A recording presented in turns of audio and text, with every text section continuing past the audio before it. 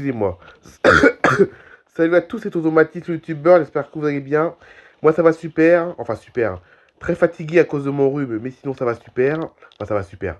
Ça va quoi, ça va pas super non plus, mais ça va. En tout cas, aujourd'hui on se retrouve pour un nouvel épisode d'Air Info, comme tous les vendredis. On commence tout de suite.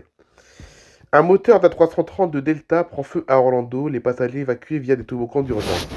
Un A330 de Delta Airlines a pris feu sur le tarmac de l'aéroport international d'Orlando, en Floride, lundi dernier, et les passagers ont dû évacuer l'appareil par les toboggans de secours. Le vol 1213 de Delta Airlines, à destination d'Atlanta, était en train de s'éloigner vers sa porte d'embarquement vers 11h15 heure locale, lorsqu'un moteur a pris feu, a indiqué la FAA dans un communiqué. L'incendie a été maîtrisé après l'intervention des pompiers sur place. Aucun blessé n'a été signalé. Selon Delta, l'avion, un Airbus A330, transportait 282 passagers, 10 agents de bord et 2 pilotes. La compagnie aérienne a indiqué que les équipages ont évacué la cabine lorsque des flammes ont été aperçues dans le tuyau d'échappement de l'un des deux moteurs principaux de l'avion. Nous remercions nos clients pour leur coopération et nous nous excusons pour cette expérience, a déclaré la compagnie aérienne dans un communiqué. Rien n'est plus important que la sécurité, et les équipes de Delta mettront tout en œuvre pour que nos clients atteignent leur destination finale dans les meilleurs délais. La FAA a annoncé qu'elle enquêterait sur l'incident et Delta a indiqué que ses équipes de maintenance examineraient l'appareil. L'incendie du réacteur est la dernière alerte aérienne en date impliquant la compagnie aérienne ces derniers mois. En février, 21 personnes ont été blessées lorsqu'un avion CRJ-9000 de Delta s'est retourné lors de son atterrissage par temps hivernal à l'aéroport international Pearson de Toronto. Donc c'est déjà la fin de l'article, mais comme d'habitude, à la fin de chaque article, on peut voir une vidéo de l'incident.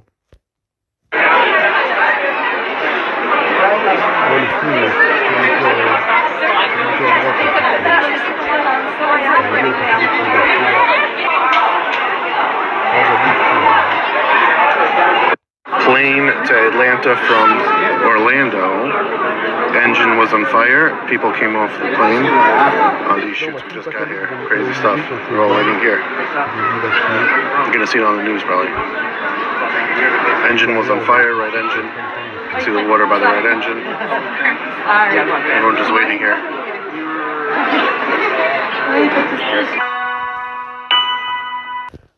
Nouvel incident, cette fois avec un avion cargo, un Boeing 747 stoppe son décollage à grande vitesse.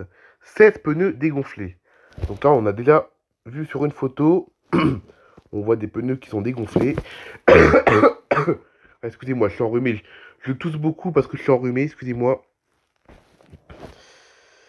Un Boeing 747-400F, exploité par Skylis Cargo, a interrompu son décollage à l'aéroport international de Santiago du Chili le samedi 19 avril 2025, alors qu'il roulait à grande vitesse, provoquant le dégonflage des 16 pneus du train d'atterrissage principal. À 10h31 heure locale, le gros porteur cargo s'est aligné sur la piste 17R et a entamé sa course au décollage. Selon les données de Flight Radar 24, l'avion a accéléré à 163 nœuds, équivalent à 302 km/h, avant que les pilotes ne décident d'interrompre le décollage. Cette vitesse est exceptionnellement élevée pour un décollage interrompu, approchant, voire dépassant, la vitesse de décision V1 typique d'un Boeing 747.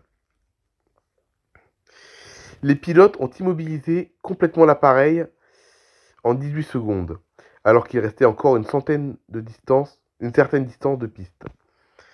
Mais le freinage d'urgence a généré une chaleur importante, provoquant des volutes de fumée au niveau des pneus et le dégonflage des 7 roues du train d'atterrissage principal. Les services d'urgence de l'aéroport sont intervenus immédiatement pour prévenir tout risque d'incendie. L'appareil impliqué était un Boeing 747-400F de 19 ans, immatriculé N90-4AR, exploité par Skylist Cargo. Il devait effectuer le vol GG 4550 de Santiago du Chili à Miami, en Floride, sur une distance de 1600 km. La flotte de la compagnie Skylist ne compte que 2 747. En aviation, les pilotes opèrent avec un paramètre décisionnel critique appelé vitesse V1, souvent appelée vitesse de décision au décollage. Cette vitesse est le point critique du décollage où le pilote doit décider de poursuivre ou d'interrompre le décollage. Si la vitesse de l'avion est inférieure à V1 et qu'un dysfonctionnement Si la vitesse de l'avion est inférieure à V1 et qu'un dysfonctionnement ou une panne de moteur survient, les pilotes doivent interrompre le décollage. V1 est la dernière vitesse à laquelle le décollage peut être interrompu. Lorsque l'avion dépasse V1, les pilotes sont généralement déterminés à reprendre le décollage, ce qui rend cet incident particulièrement rare. La plupart des décollages interrompus se produisent à des vitesses beaucoup plus basses, généralement lorsque les avions roulent à moins de 80 nœuds. Donc là, on a quelques images de l'incident, où en fait, c'est un avion qui a freiné trop fort. On va pouvoir examiner quelques images, vidéos plutôt. On a 3 en toute vidéo. Là,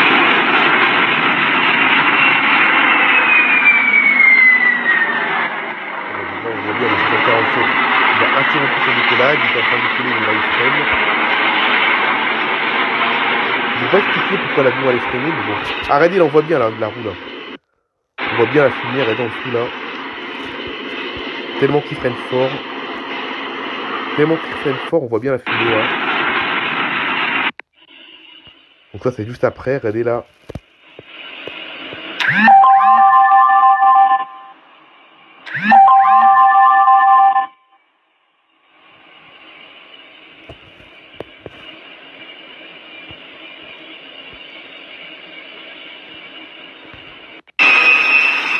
Là, regardez les roues comme elles ont. Regardez les roues comme elles ont. Donc les roues, elles ont, franchement, elles vont exploser, quoi, les roues. Vous vous rendez compte, là, les pneus, là. Tout ça parce que l'avion, il a freiné trop fort. En fait, quand l'avion, il a interrompu son décollage, et il a freiné trop fort quand il a interrompu le décollage. Et voilà ce que ça a donné. Ah, les dégâts qu'il y a eu, quand même. Voilà. Donc ça, c'est un avion, en fait, qui décollait de Santiago du Chili et qui partait à Miami. Voilà. Il partait à destination de Miami. Mais il n'a jamais atteint sa destination, vu que son décollage a été interrompu pour une raison inconnue, d'ailleurs. Et l'avion a les moteurs de... Enfin, les moteurs. Les pneus ont carrément explosé, quoi. Allez, troisième actualité un peu plus positive. Norwegian Airlines relie Tromsø en Norvège à Munich, en Allemagne. La compagnie aérienne Norwegian Air Shuttle a annoncé la prochaine saison hivernale relier l'aéroport de Munich à Tromsø, l'une des villes les plus septentrionales du monde. La nouvelle liaison Munich-Tromsø débutera le 26 octobre 2025 jusqu'à fin mars 2026, à raison de 2 vols par semaine, chaque jeudi et dimanche. Les vols, qui seront assurés en Boeing 737, seront en concurrence avec ceux de Lufthansa, en saison également. Tromsø, ville universitaire au nord de la Norvège, se situe à près de 350 km au nord du cercle polaire arctique et offre de nombreuses attractions comme la célèbre cathédrale arctique et plusieurs musées consacrés à la nature, à l'art et à l'histoire. Non loin de l'Arctique, les environs offrent beauté et aventure arctique. Nous sommes ravis de cette nouvelle liaison vers Tromsø. Elle rapprochera la Bavière, donc la Bavière c'est la région allemande qui abrite Munich, et le nord de la Norvège. Pour nos passagers, cela signifie encore plus d'opportunités d'explorer la nature fascinante et diversifiée de l'Europe du Nord pendant les mois d'hiver, a déclaré Jost Lammer, PDG de l'aéroport de Munich. Tromsø est devenue une destination prisée des Européens pendant la saison hivernale. La ville est incroyablement prisée par ceux qui souhaitent admirer les aurores boréales et la beauté de la nature du Grand Nord. Nous sommes également heureux d'offrir aux Norvégiens une nouvelle ligne directe vers la belle et aimée ville de Munich, a déclaré Magnus Tom Morsund, directeur commercial de Norwegian. Tromsø est connecté à la France via Air France, EasyJet et Norwegian via Paris-Charles de Gaulle ou Transavia depuis Paris-Orly. Et enfin, dernière actualité, Embraer termine le trimestre 1 avec un carnet de commandes record de 26,4 milliards de dollars. Quelques semaines seulement après la publication de ses résultats financiers du premier trimestre, Embraer a dévoilé l'état de son carnet de commandes. Le constructeur brésilien termine le trimestre avec un carnet de commandes évalué à 26,4 milliards de dollars. Cela comprend un carnet de commandes d'avions commerciaux de 10 milliards de dollars, soit en réalité 2% de moins qu'au quatrième trimestre 2024. La société révélant qu'elle n'a pas encore ajouté la récente commande d'All Nippon Airways, puisque l'accord n'a pas encore finalisé. ANA Holding Inc. a passé une commande de 15 avions Embraer 190 E2 assortis d'options pour 5 appareils supplémentaires. Cette commande sera probablement intégrée au second semestre 2025 lors de la signature du contrat final. Embraer a livré 30 avions au premier trimestre 2025. Ce résultat est supérieur de 20% à celui du premier trimestre de l'année précédente, premier trimestre 2024, où 25 avions avaient été livrés. Plus important encore, les livraisons du premier trimestre 2025 correspondent à 13% du point médian, 231 avions, des prévisions annuelles de la société, entre 222 et 240 en 2025, pour les unités d'affaires combinées aviation d'affaires et aviation commerciale, contre une moyenne historique de 11% sur 5 ans pour la période. 7 des 30 avions livrés font partie de sa division d'avions commerciaux, soit 4 Embraer 195 et 3 Embraer 195 E2. L'objectif de l'avionneur est d'en livrer entre 77 et 85 en 2025. La performance de la division est légèrement inférieure à la moyenne de 12% du premier trimestre des 5 dernières années, reflétant les difficultés persistantes de la chaîne d'approvisionnement. Il convient de souligner qu'Embraer n'a pas pu livrer 2 appareils supplémentaires au cours du trimestre en raison de problèmes commerciaux. Les modèles livrés au cours de cette période étaient l'Embraer 195 American Airlines,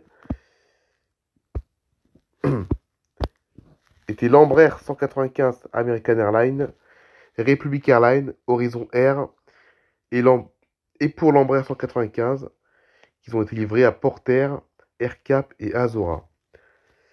Embraer prévoit que ces efforts de stabilisation de la production produiront des résultats plus tangibles au deuxième trimestre 2025, au deuxième semestre de l'année et à partir de début 2026.